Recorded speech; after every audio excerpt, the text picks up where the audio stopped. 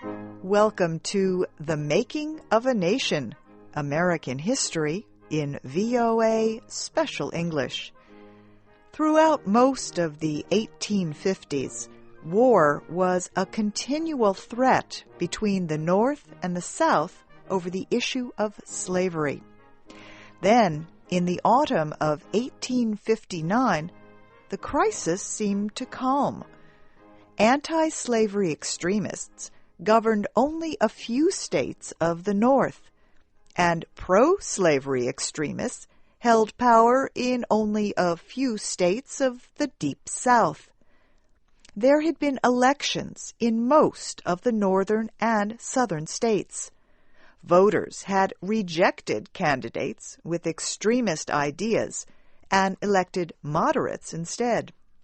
The public saw the elections as a sign of hope that reasonable people might find a way to settle the bitter dispute over slavery.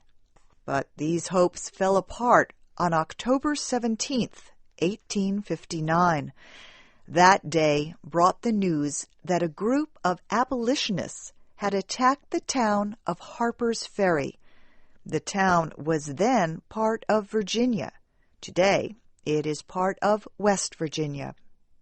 Now, Jack Moyles and Harry Monroe continue our story. The attack was led by John Brown, an old anti-slavery extremist. Many believed him insane.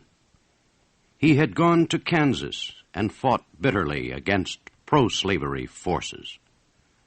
Once, to answer an attack on the town of Lawrence, Brown and his men pulled 5 men and boys from their homes and murdered them. The wife of one of the men said Brown told her, "If a man stands between me and what I believe to be right, I will take his life as coolly as I would eat my breakfast." Brown lost a son in a pro-slavery attack on his home at Osawatomie, Kansas. Brown and his friends were forced to flee. They watched as the pro-slavery men burned the town. Brown shook with grief and anger.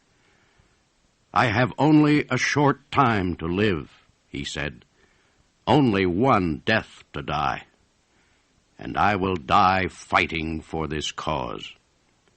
There will be no more peace in this land until slavery is done for. I will give them something else to do than to extend slave territory. I will carry this war into the South." To fight a war against slavery, Brown needed money and guns. He went to Massachusetts and New York. He spoke at town meetings and met privately with abolitionist leaders. In these private talks, Brown said it was too late to settle the slave question through politics or any other peaceful way. He said the only answer was a slave rebellion. It would be bloody, Brown said, and this was terrible. But slavery itself was a terrible wrong, the same as murder. Only blood, he said, would wash away the wrongs of slavery. Brown said God meant for him to begin this rebellion by invading Virginia with a military force he already was organizing. Brown said even if the rebellion failed, it would probably lead to a civil war between North and South. In such a war, he said, the North would break the chains of the black man on the battlefield. Brown won the support of a group of abolitionist leaders. They formed a secret committee and called themselves the Secret Six. They agreed to advise Brown and, more importantly, to raise $1,000 for him. From New England, Brown went to Chatham, Canada. He went there for a secret convention he had called to form a revolutionary government. This government would rule all the slave territory that Brown and his men could capture. 46 representatives went to the convention, 34 Negroes and 12 whites. Brown told them of his plan. He said he was sure that Southern slaves were ready for rebellion. He said they would rise up at the first sign of a leader who wished to break their chains. "But what if troops are brought against you?" one man asked. Brown answered that his men would fight in the mountains, where a small force could stop a much larger one. He said his men would be well trained in mountain fighting. Brown said he expected his small force to grow much larger. He would invite the slaves he freed to join his army, and he said he thought that all the free Negroes of the North would come to fight slavery with him. The representatives approved Brown's constitution, and they named him commander-in-chief. Brown had decided to strike at Harpers Ferry, a town of about 2,500 people. It was in northern Virginia, about 100 kilometers north of Washington. Harpers Ferry was built on a narrow finger of land where the Shenandoah River flowed into the Potomac River. There were 2 bridges. One crossed the Shenandoah. The other, a railroad bridge, crossed the Potomac to Maryland. John Brown chose Harpers Ferry because there was a factory there that made guns for the Army. There also was an arsenal where several $1 million worth of military equipment was kept. Brown needed the guns and equipment for the slave army he hoped to form. Old Brown arrived at Harper's Ferry early in July 1859. 2 of his sons, Owen and Oliver, and another man came with him. They rented an old house on a farm in Maryland, not far from Harper's Ferry. Brown told people that he was a cattle buyer from New York.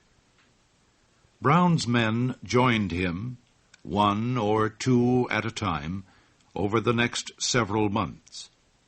They traveled at night, so no one would see them. Once they reached the farmhouse, they had to stay in hiding. Week by week, the little force grew, but it grew too slowly. By the end of summer, there were still less than 20 men hiding in the old house.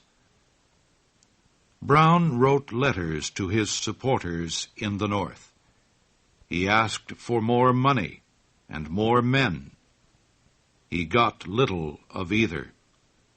His supporters were afraid. Too many people knew of Brown's plans. The Secret Six feared they would face criminal charges if Brown attacked Harper's Ferry. Brown's men grew tired of the small, crowded rooms of the farmhouse. Brown knew he must act soon, or his young men would begin leaving. On Saturday, October 15th, 3 men arrived to join the group. One of them brought $600 in gold for Brown's use. Brown saw the gold as a sign that God wanted him to act.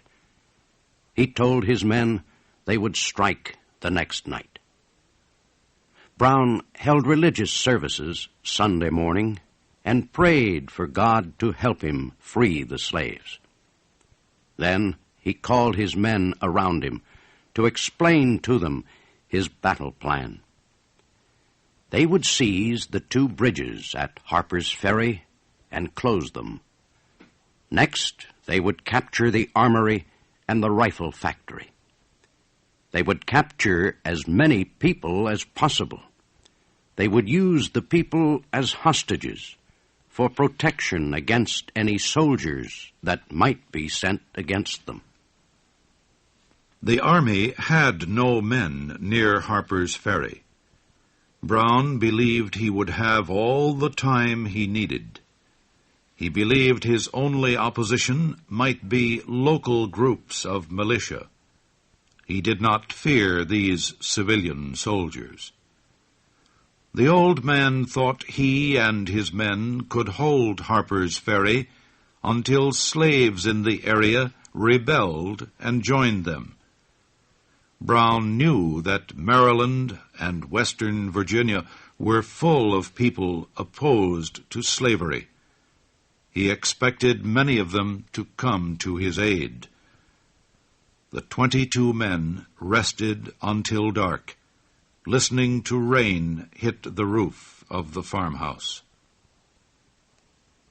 About 8 o'clock, Brown called his group. "Men," he said, "get your weapons. We are going to the ferry." A wagon was brought out and a horse tied to it. In the wagon were a few tools and some extra guns. Brown climbed into the wagon and started it toward town. 2 of his men stepped out in front of the wagon, leading the way. The others walked behind. It was a dark and cold night. A light rain was falling. There was no one else on the road. After a time, they reached the high ground above the Potomac. Below them, across the river, lay the town of Harper's Ferry. Most of the town was sleeping. Only a few lights shone through the rain. John Brown was ready for his final struggle against slavery.